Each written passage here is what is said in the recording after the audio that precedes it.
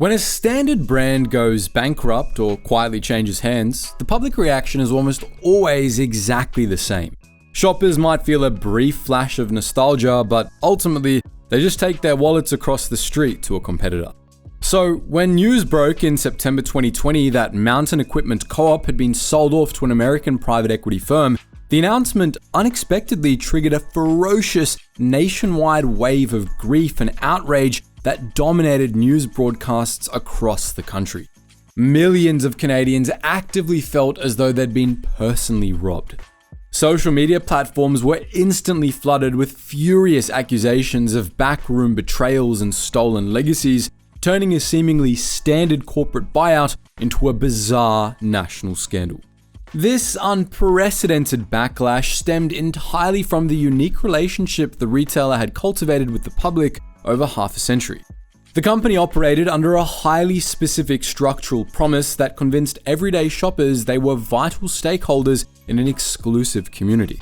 When the executive board eventually forced the sale through the legal system, they effectively pulled the rug out from under their own fiercely loyal demographic, with the resulting fallout exposing a brutal collision between grassroots idealism and the ruthless mechanics of modern retail, and leaving behind a massive trail of broken trust that completely rewrote the rules of brand loyalty. The sheer brutality of that corporate dismantling only makes sense when you look at the fiercely anti-corporate origins of the brand. Back in 1971, a group of mountaineering students at the University of British Columbia were dealing with a highly specific problem. If you wanted serious, expedition-grade alpine equipment in Canada, the local retail market had absolutely nothing for you. The existing sporting goods stores simply didn't cater to hardcore climbers, forcing anyone who needed a reliable sleeping bag or a specialized ice axe to pile into a car and drive south across the border to Seattle. Their destination was almost always Recreational Equipment Incorporated, better known as REI. While REI had exactly what they needed, the actual road trip was an absolute nightmare. Canadian climbers were constantly getting hammered by heavy import taxes, arguing with border guards, and burning an entire weekend on the highway just to buy a decent climbing rope. Eventually, a small group of frustrated university students decided they'd had enough. Instead of making the drive, they scraped together whatever cash they had, teamed up to buy the equipment in bulk, and started selling it themselves straight out of a parked Volkswagen van in Vancouver. But as that makeshift van operation began to grow into a legitimate enterprise, the founders had to make a critical decision about exactly what kind of business they wanted to run. They knew how the traditional retail industry operated, and they wanted absolutely no part of it. Instead, they chose to build a consumer cooperative. A traditional, publicly traded company operates with a single overriding mandate to maximize profit for its shareholders, typically by extracting as much money as possible from the consumer. A consumer co-op, though, completely flips that dynamic, existing exclusively to provide the best possible value to its members by operating as a collective rather than a profit engine. When a shopper handed over a $5 bill to join MEC in the 1970s, that money purchased a literal legal share of the enterprise. This buy-in tied the customer to a strict philosophy of radical transparency. If the cooperative managed to generate a financial surplus at the end of the fiscal year, that money never went into the pockets of wealthy executives or distant investors. Management pumped those funds directly back into the ecosystem to engineer better climbing gear, fund massive environmental conservation initiatives, and artificially push shelf prices down to keep outdoor recreation affordable for the working class. This operational setup generated a level of fanatical brand loyalty that modern marketing agencies simply can't fabricate. A shopper could walk into a location, pick up a kayak paddle or a tent, and completely trust the price tag because they legally held a share in the building it was sitting in. This rapidly transformed MEC from a standard retail outlet into a cultural sanctuary for outdoor enthusiasts, turning the physical stores into centralized community hubs where members would regularly hang out, swap trail maps, and connect with fellow climbers before heading into the backcountry. Fueled by this massive grassroots support, the cooperative exploded in size over the next few decades. That tiny operation running out of a Vancouver van morphed into a national retail juggernaut, opening over 20 massive, architecturally stunning locations spanning all the way from Victoria to Halifax.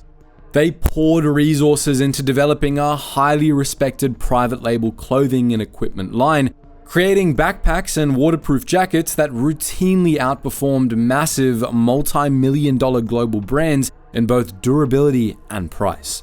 Their success was so profound that institutions like the Ivy Business School frequently studied MEC as a prime example of how to successfully position a brand as the ethical antithesis of corporate greed. But as the retail landscape shifted into the 2010s, the global apparel market underwent a massive cultural transformation with the explosive rise of athleisure.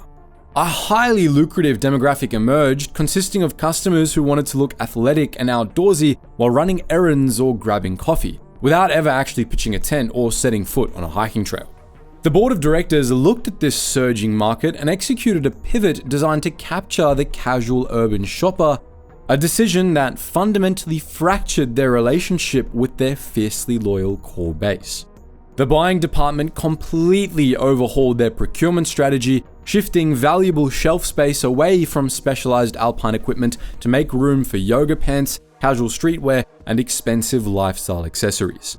To attract this new demographic, management authorized a massive real estate expansion, constructing huge, architecturally stunning flagship stores in prime downtown locations where the rent was exponentially higher than their traditional warehouse-style setups. They cemented this shift with a highly controversial rebrand, intentionally abandoning the iconic, heritage-rich mountain logo that members had worn like a badge of honor for decades. In its place, they rolled out a minimalist, flat green square, effectively scrubbing the rugged history of the cooperative from their storefronts in an attempt to look more like a modern tech company or a boutique fashion outlet. This aggressive pivot demanded astronomical amounts of capital and created a severely bloated, deeply unfocused inventory system. A shopper walking into one of these new glass-paneled flagships would find professional-grade climbing carabiners and ice axe hanging just a few aisles over from casual cotton hoodies and lifestyle sneakers. The brand completely lost its identity.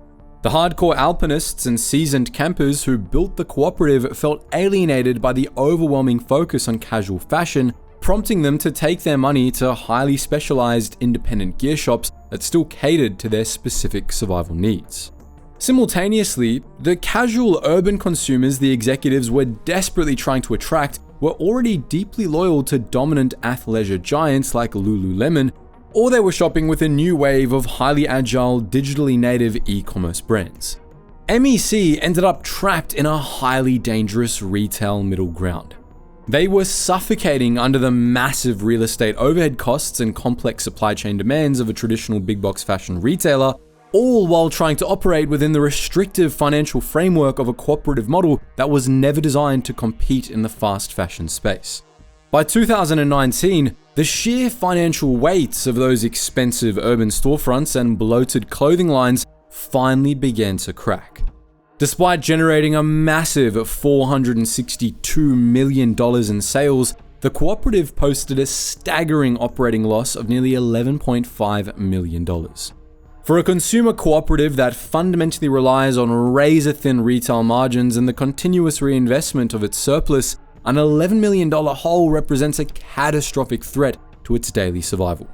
Behind the scenes, the aggressive pivot toward the athleisure market engineered a complete logistical nightmare as the company's massive distribution warehouses grew increasingly choked with unsold inventory. Management had gambled heavily on capturing fleeting seasonal fashion trends, and when those expensive lifestyle garments failed to move fast enough, they tied up crucial operational capital while swallowing valuable physical space. Furthermore, MEC lacked the sophisticated technological infrastructure needed to compete with the frictionless next-day digital purchasing experience offered by e-commerce giants like Amazon. This technological blind spot left the cooperative entirely dependent on consistent physical foot traffic just to clear out its stock. The situation inside the boardroom was growing even more desperate as the directors had heavily leveraged the cooperative to fund their ambitious, decade-long real estate expansion.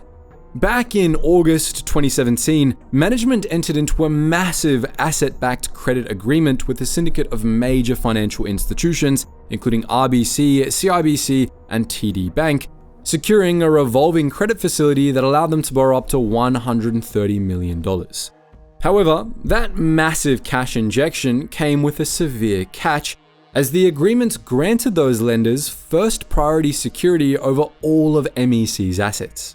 Consequently, as the multi-million-dollar retail losses continued to pile up, these banking giants grew incredibly nervous about the cooperative's rapidly bleeding balance sheet. Cash flow dried up so severely that MEC began actively struggling to pay the people manufacturing their goods. Rumors of impending insolvency started bleeding into the business press as international vendors grew increasingly frustrated with delayed payments.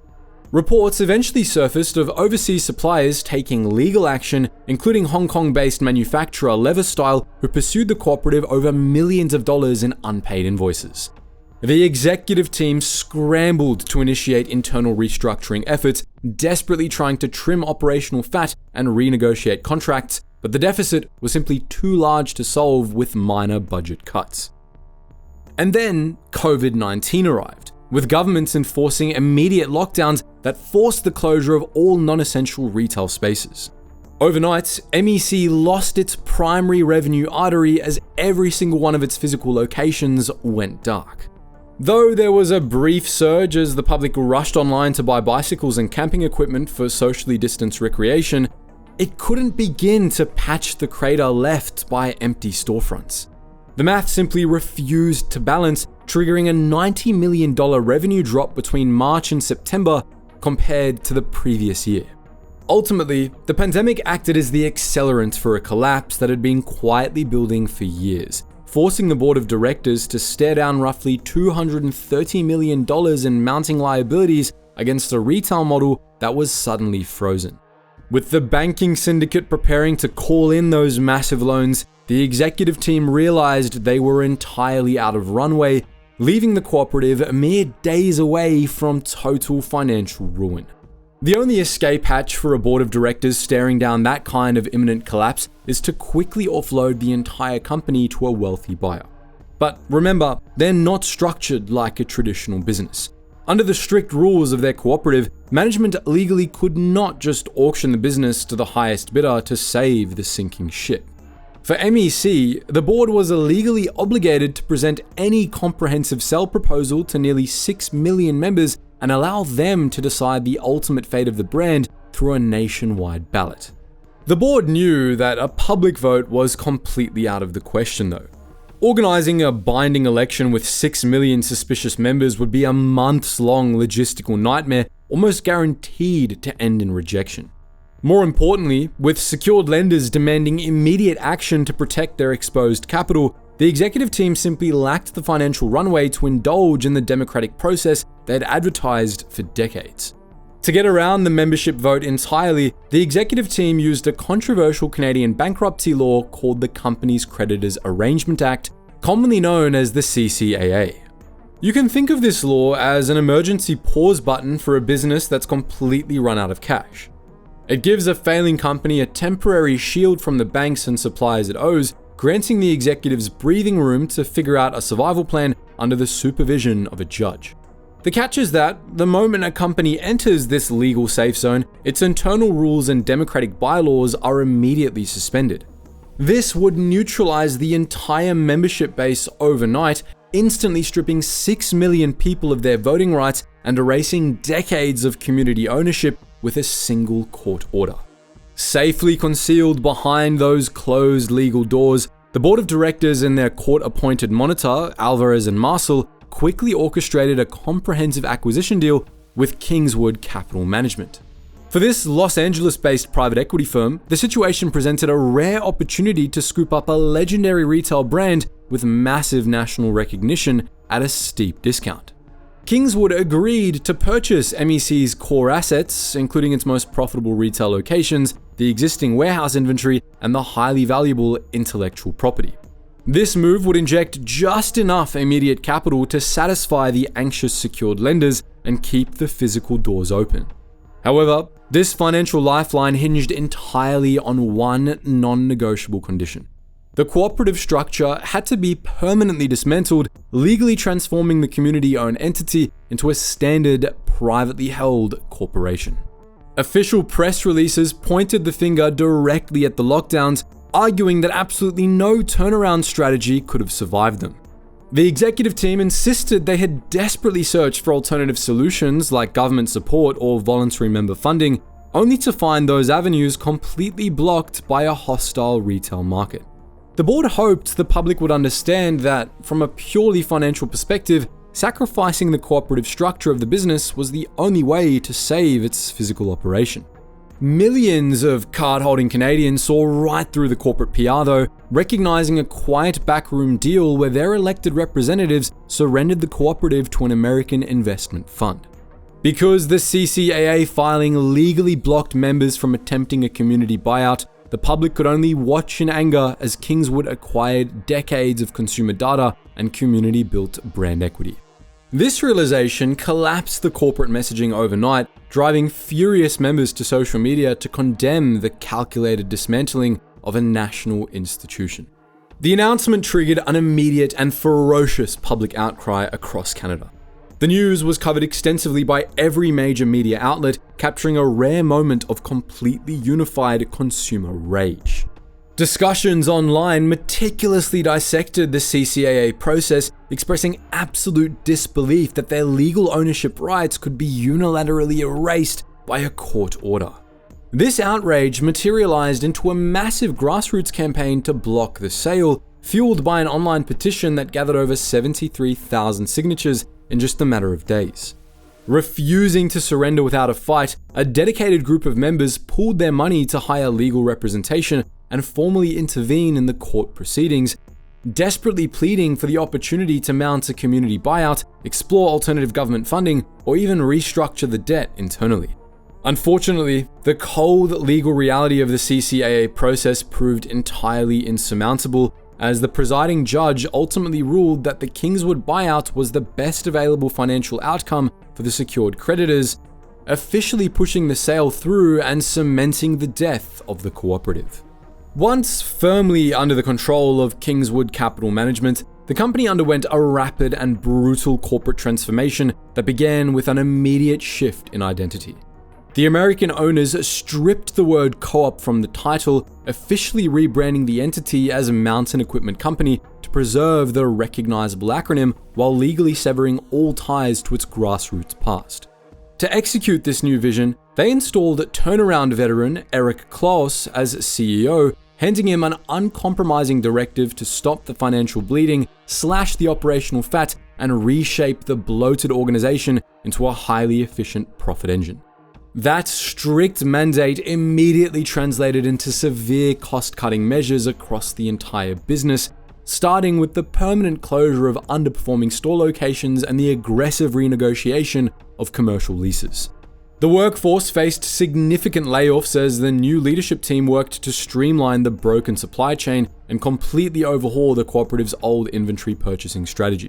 As a direct result of this shift, the highly specialized niche products the stores used to carry for hardcore alpinists were quietly discontinued, replaced entirely by high-margin, fast-moving apparel and essential camping gear designed to appeal to the broader public.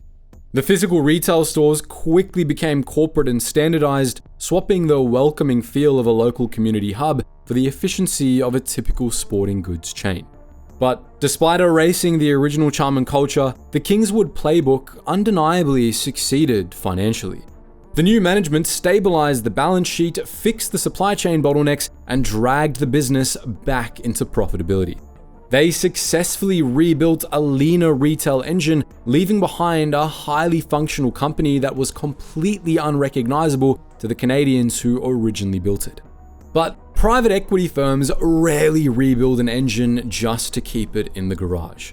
Their entire business model revolves around acquiring distressed companies at a steep discount, fixing the balance sheets, and eventually flipping them for a substantial profit a few years later.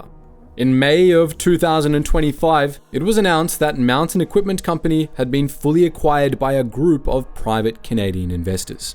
This ownership consortium was spearheaded by Tim Gu, a seasoned executive with deep ties to the domestic manufacturing and textile industries through his role at Unisync Corp.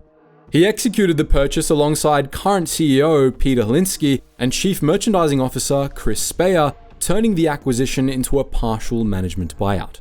While the exact financial details of the transaction were kept strictly confidential, the messaging surrounding the deal was incredibly public and intentional, broadcasting a clear signal that the brand was finally returning to Canadian hands. The new ownership group immediately launched a comprehensive media tour designed to rebuild shattered public trust and repair the severely damaged brand equity. In an interview, Tim Gu said, "MEC represents the best of Canadian spirit, adventure, resilience, and community. As a lifelong believer in Canadian manufacturing and innovation, I'm proud to join MEC's journey. Together, we'll strengthen its foundation, expand its reach, and ensure that MEC remains an essential part of Canada's outdoor culture for generations to come." To back up those sentiments, they announced a long-term strategic vision focused on actively reshoring manufacturing operations, rebuilding community engagement, and investing heavily in domestic job creation. This approach served as a brilliant public relations pivot, tapping right back into a deep consumer desire to support local businesses after half a decade of foreign management. While the 2025 acquisition was widely celebrated as a victory for Canadian retail, it doesn't erase the brutal, enduring lessons of the original collapse. The story of MEC proved definitively that brand identity, environmental ethics, and decades of consumer loyalty are ultimately subservient to cash flow and debt obligations. A company can spend 50 years telling its customers that they're the true owners, but the moment a massive debt payment is missed, the legal system will happily remind everyone who actually holds the power. The board's strategic use of the CCAA process remains one of the most controversial corporate decisions in modern Canadian business history. They essentially weaponized a federal bankruptcy protection law against their own membership base, successfully bypassing their own democratic voting process and protecting themselves from the immense financial fallout of their own terrible expansion strategies. It was a perfectly legal maneuver that felt completely illegal to the millions of people who funded the company. Today, Mountain Equipment Company operates strictly as a private business under Canadian control. The massive retail stores are fully stocked, the finances are stable, and the brand is attempting to slowly win back the trust of the outdoor recreation community. But millions of those laminated green cards still sit in desk drawers and old wallets as a quiet reminder of an era that is gone for good. The members learned the hard way that in the modern retail landscape, there's no such thing as a community-owned sanctuary. When the money runs out, absolutely everything is for sale. But what do you think? Are you still picking up your camping gear at the newly privatized Mountain Equipment Company? Or did the betrayal of the original co-op push you entirely toward independent outdoor shops? Let us know if you still carry that useless $5 green card in your wallet in the comment section below. And if you enjoyed this deep dive into the brutal reality of modern retail, give us a like, hit subscribe, and ring that bell so you don't miss the next video. Anyways guys, thank you so much for watching and stay curious.